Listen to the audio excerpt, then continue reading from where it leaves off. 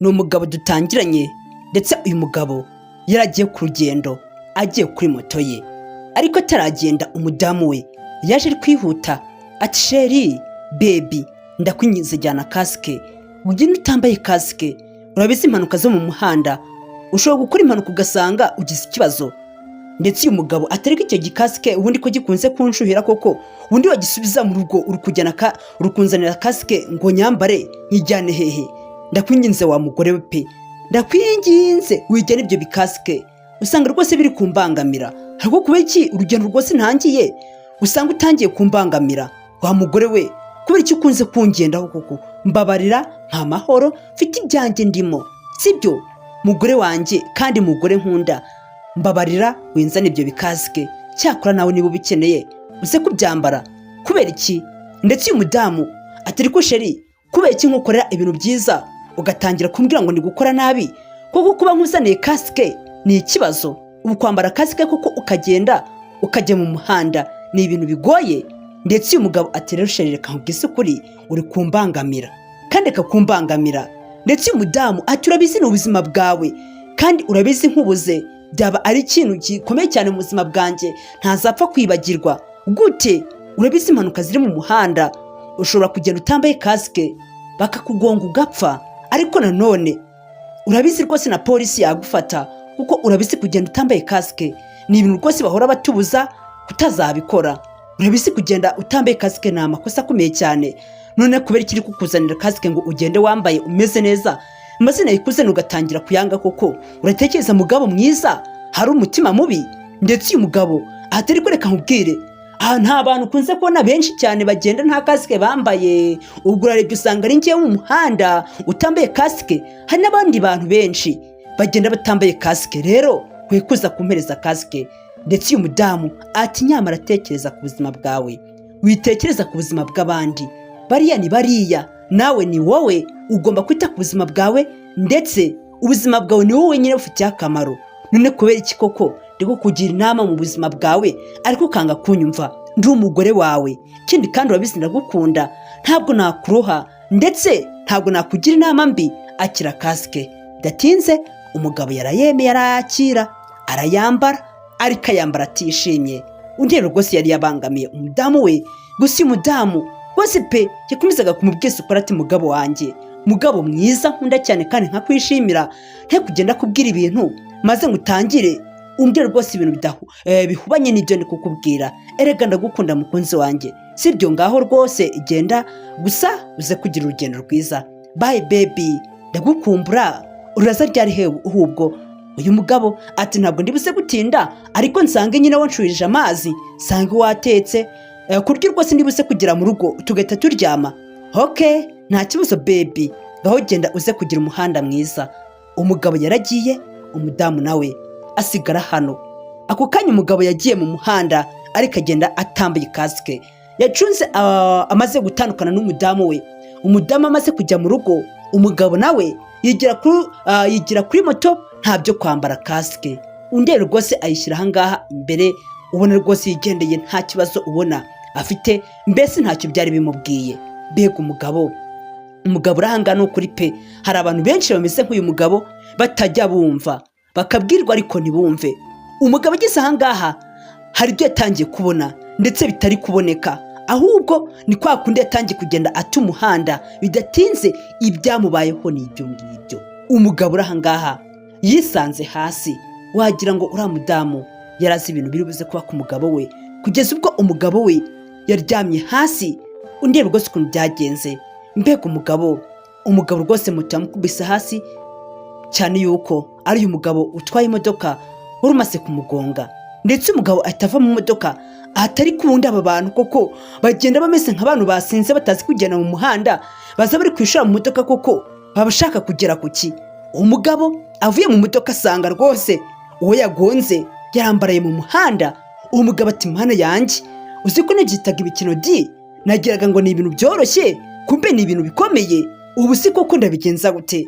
Uyu mugabo ndamugonze, ubu se mana yanjye amafaranga yo kumuvuza koko ndibuze kuyakura hehe?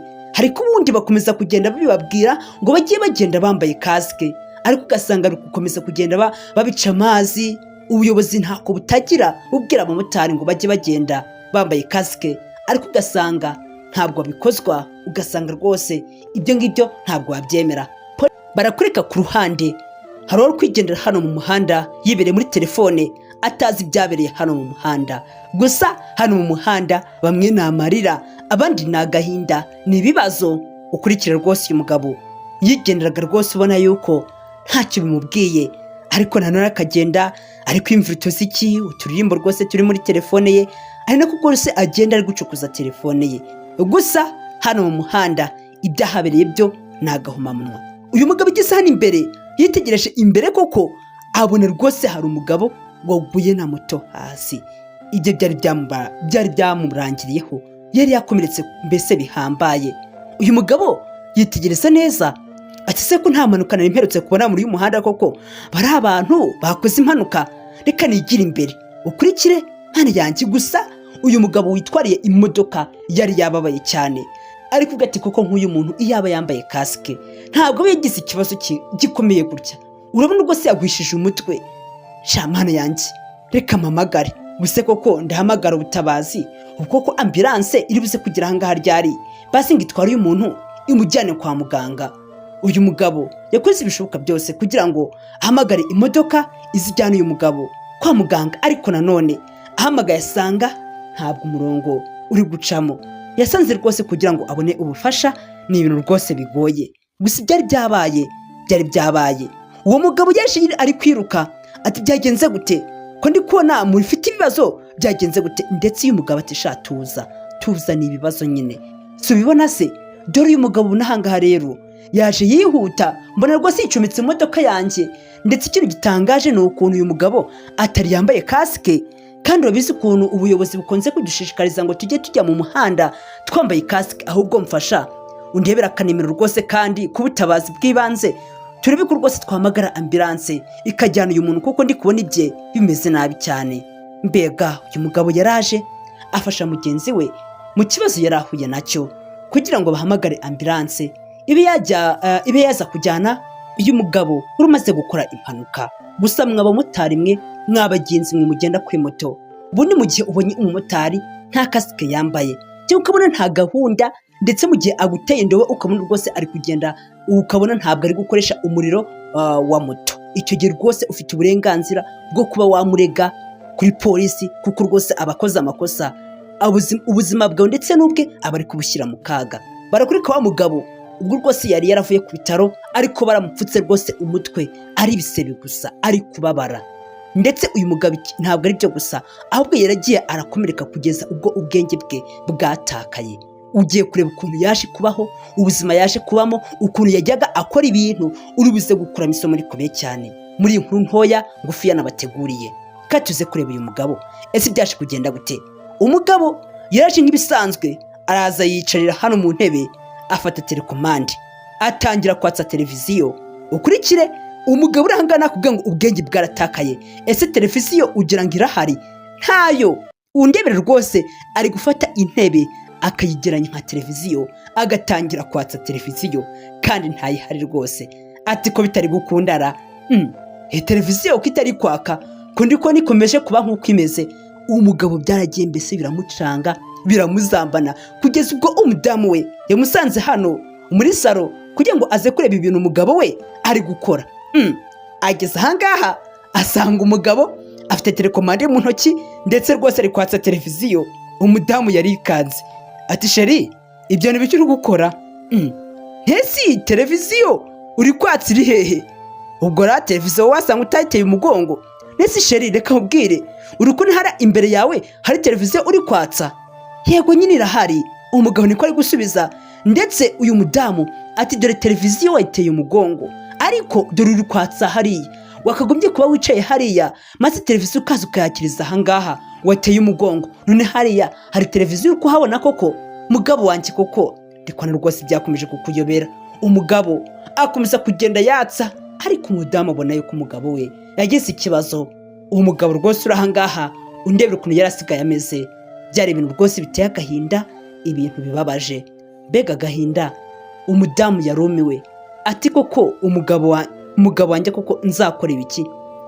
nzakora iki koko kugira ngo basi mana yanjye ni ibintu bibabaje ndetse binateye agahinda kandi naramubwiye mubwiza ukuri ngo agende yambaye kasike yanga kunyumva ageze imbere ayikuramo none undebere rwose ibintu byabaye ubwo ibyo byararangiye katuze kureba ese ibindi bintu bitangaje uyu mugabo yaje gukora nyuma y'uko amaze gukora impanuka mu mutwe we bigahungabana ni ibiki katuze kureba ubwo umugabo yaraje nk'ibisanzwe ageze ahangaha atangira gutekereza ibintu byinshi ese uyu mugore yatetse cyangwa ntabwo yari yateka umugabo atangira kugenda ahengereza ntesi cyangwa nta nubwo yigeze yoza ibyombo mana yanjye umugabo rwose atangira kuvuga ati mbese ubundi ibiryo biri hehe mana yanjye ni ikibazo umugabo rwose arahengereza arashakisha gusa ibiryo kugira ngo abibone cyari ikibazo atangira kugenda yijujuta ari kwitonganya mu mutima we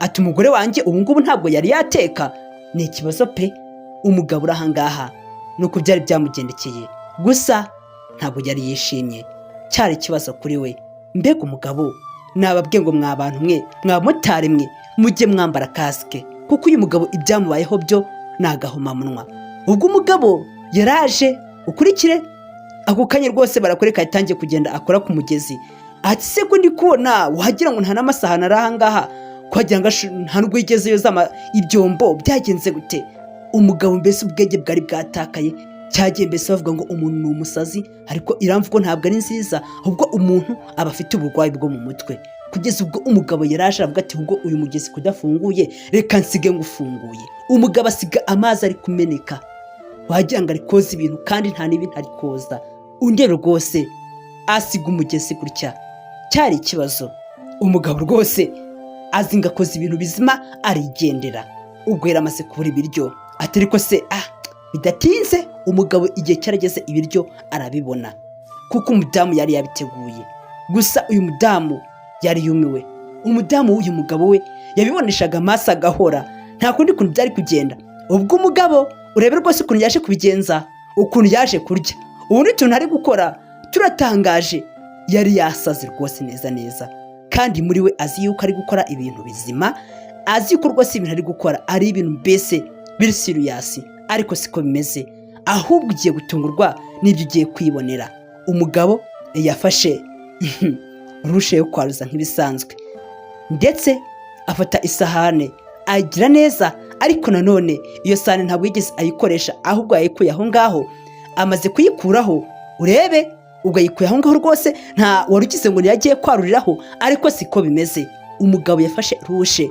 yaruza umuceri nk'ibisanzwe urebe ukuntu yaje kubigenza arangije ikintu gitangaje yakoze yafashe umuceri yarurira hasi ku meza umudamu uturutse mu nzu araza yitegereza ibintu biri kubera muri salo ati bebi hayi bebi wabonye ibiryo se ku meza ariko umudamu yaraje yitegereza umugabo ibintu ari gukora yaratunguwe umugabo arongera rwose afata n'agasosi aragafata rwose agasosi kari gatetse neza kameze fureshi aragafata arakarura nk'ibisanzwe mana yanjye gusa umudamu yari yumiwe arafata rwose ashyiraho kuri wa muceri yamaze gushyira ku meza umugabo ubwenge bwari bwatakaye neza kuko umudamu yari kubyitegereza abirebera kure ati yewe umugabo wanjye byararangiye rwose ukuntu nsigaye ndi kubona ateye biratangaje umugabo rwose yifatira ikiriko aririra ararya rwose ubona yuko nta n'ikintu na kimwe yitayeho umugabo rwose uri no sitiresi aririra rwose ubona yuko nta n'ikintu na kimwe yitayeho gusa umudamu yari yumiwe ati ibi byose ni ukubera kutumva umugabo wanjye naramubwiye yanga kunyumva kuko kubera iki namubwiye kwambara kasike arabyanga none urandebera rwose ukuntu asigaye ameze bisigaye byaramucanze umugabo wanjye ndabona rwose ubwenge bwaratakaye asigaye ameze nk'ikigoryi umugabo nawe barakurika rwose yari yarabaye nk'ikigoryi ntabwo uyu mudamu yari yibeshye ndetse uyu mudamu aboneraho n'isomo ryo kubwira abantu ari gutanga isomo ku bantu bose ati reka mbabwire mwa bantu mwe iri ni ijambo rikomeye cyane uyu mudamu yavuze ati wowe utwara moto wa mugenzi we wa umumotari we uri kubona kasike mu gihe ujye mu muhanda utambaye kasike wakoze amakosa ambara kasike ujye mu rugendo rwawe umeze neza kugira ngo wirinde impanuka za hato na hato murarebe ukuntu umugabo wanjye byagenze, sinifuriza undi uwo ari we wese kugira ngo amere nk'umugabo wanjye. Ndabakunda cyane rwose pe, ndabinginze amagambo mabwiye muzajye mukomeza kuyubahiriza, ubu ni njyewe ndabakunda. Imana ibarinde, Imana ikomeze kubaha umugisha. Iri somo rikomeye cyane uyu mudamu yaramaze gutanga. Ese nawe koko wabikurikiza? Ndabakunda cyane, dure mu kanya nk'indi nkuru. Ciao ciao.